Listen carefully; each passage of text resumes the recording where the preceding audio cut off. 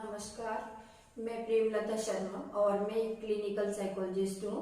इस वीडियो में मैं आपको बताऊंगी कि एक पर्सन जिसको फैमिली में सिजिफ्रेनिया हो तो उसके साथ फैमिली मेंबर्स को कैसा बर्ताव करना चाहिए, किन बातों का ध्यान रखना चाहिए और कैसे डील करना चाहिए एक ऐसे पेशेंट के साथ जिसको सिजिफ्रेनिया का डायग्नोस मिला हो।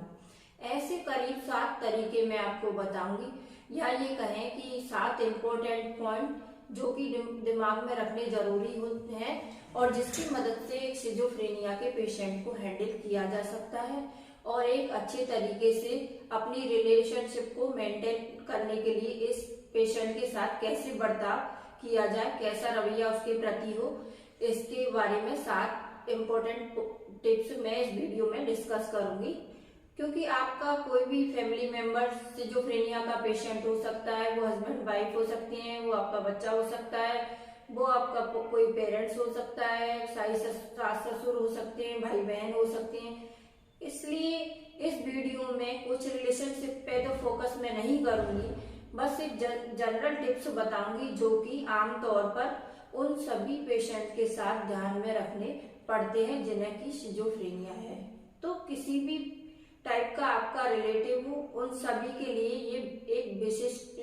टिप्स हैं जो आपको ध्यान में रखने जरूरी होते हैं, जिनकी मदद से आप डील कर सकते हैं और उनकी रिकवरी में आप हेल्प कर सकते हैं। तो आइए इस वीडियो में आगे बढ़ते हैं।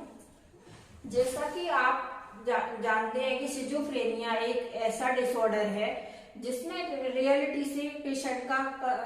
संबंध टूट जाता है और इसमें कंसंट्रेशन, मेमोरी जैसे कुछ प्रॉब्लम्स के अलावा साइकोटिक एक्सपीरियंस होते हैं जिसमें डेल्यूसिनेशन, हेलुसिनेशन होती हैं।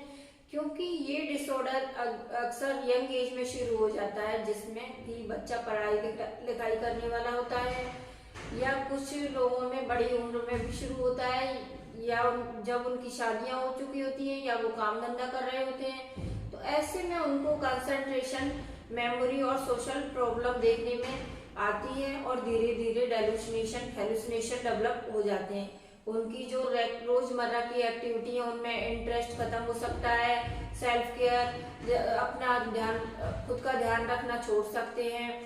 और किसी भी रिलेटिव के साथ अपना नाता तोड़ने लगते हैं। ऐसा लगता है जैसे उनमें कोई दिलचस्पी नहीं लेते और उनसे अलग थलग रहने लगते हैं। इन सब लक्षणों का बहुत बड़ा इम्पैक्ट पेशेंट की लाइफ पर पड़ता है। ना ही उनके लिए रोजमर्रा की एक्टिविटी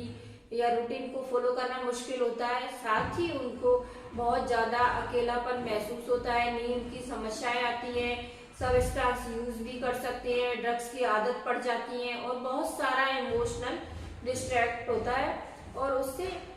उनकी मेंटल हेल्थ खराब हो जाती है और ऐसे में उनका ट्रीटमेंट कॉम्प्लिकेटेड हो जाता है और वो दवाइयां लेना छोड़ सकते हैं।